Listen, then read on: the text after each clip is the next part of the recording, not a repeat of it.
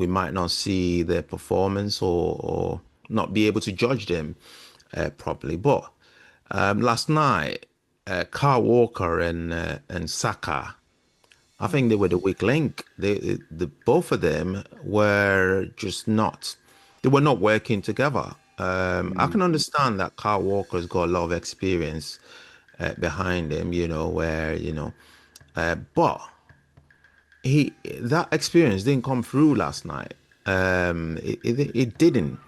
And I've always thought about, all right, so the last Euros, I looked at Kyle Walker's performance, and to be honest, I don't think I'll be the only one to say, he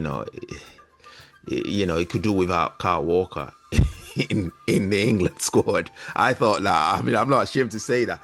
Yeah. But then it sort of confirmed it for me last night when I saw them. I saw the two of them playing, and I thought, you lot are not playing. You're not. There's something missing. There's something missing on that on that side that they were playing on. I know it was a friendly.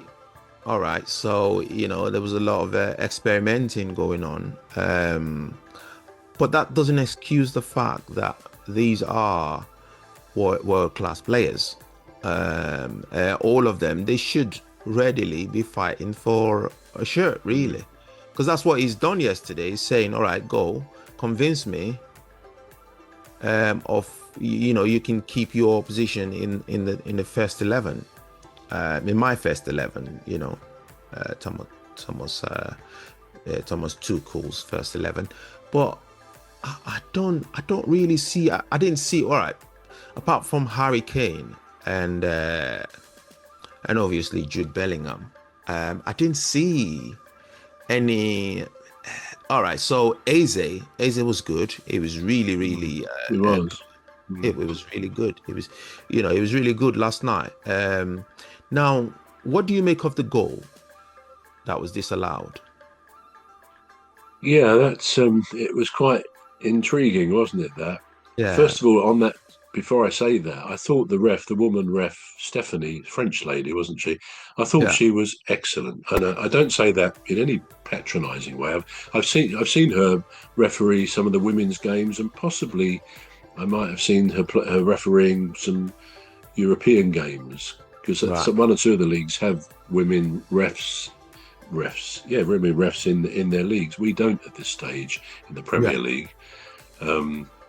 But I thought she was very good. So that's kind of part of my answer, because she was given the option to go to look at the screen, wasn't she? It yeah, looked a good goal. Of course, as ever, when you see the camera close-ups, then you clearly see there was this handball where the ball hit the player's arm yeah, up here, and it quite clearly was yeah, what would be deemed to be the handball. yeah, Now, that the handball rule is a bit difficult sometimes, because if, mm, for example, it hits your foot and comes up onto your hand, that won't be given as a handball, as I understand it, right, and or anything like that. Also, the player who handled the ball on his arm didn't score the goal. Of course, it was Bellingham. yeah, So on first sight, you think, yeah, that should be a goal, because he wasn't interfering. He didn't. If he then shot the ball and in the yeah, goal, the player who did the handball, it wouldn't have stood. But so the conjecture was by the commentators that no, that should be a goal. But when you looked at it again, mm, it's I think they talked about his intention. Now, I'm not even sure whether intention comes into this in the law, but it right. did look as if at a given point, as he was jumping with his opponent,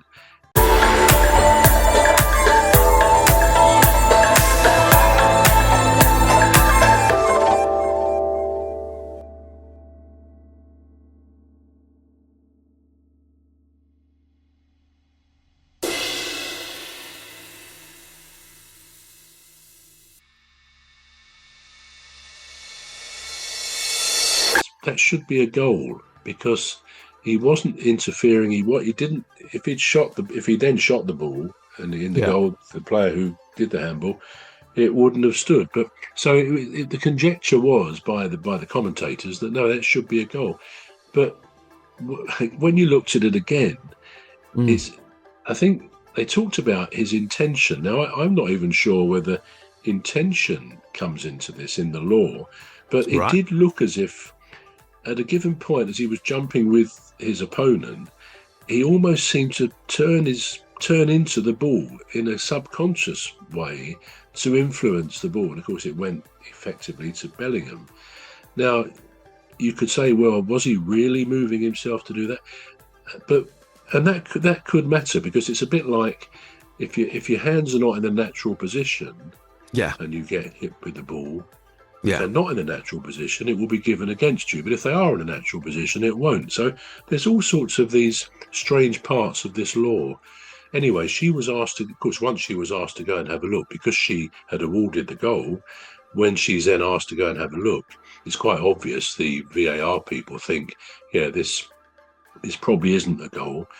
And they don't want to overrule the ref, so they invite the ref to go and do that themselves. And not many refs, come back and actually stick with their original decision, because they feel they're being told by probably a senior referee that this shouldn't be a goal. The more I looked at it before she gave a decision, I thought, that is handball. It shouldn't stand. Now, that was my view. I may not know the full intricacies of the law, but it's along the lines, I think, of what I've said. But I thought, if that had been given against us, I'd have thought, well, that shouldn't have been given that, because that tussle ended with a handball going to Bellingham, who did very well in scoring the goal. And I think at the end of the game, he ran to sort of talk to the lineswoman, who actually, I don't think she really did anything. She didn't. I don't believe she flagged for offside, if my memory is correct. Anyway, he wasn't very happy, and perhaps not so great to be chasing the officials after the game. But he was obviously very uptight about it not being given as a goal. So I think probably the right decision was made. The only other thing I would say, that I was quite surprised that they had VAR on a friendly game. I mean, a friendly game at Nottingham Forest ground, big deal. Why do you want VAR? And all it did was condemn us to a bigger loss, didn't it, than it would have been? What was your view? I was quite surprised. So I was quite surprised.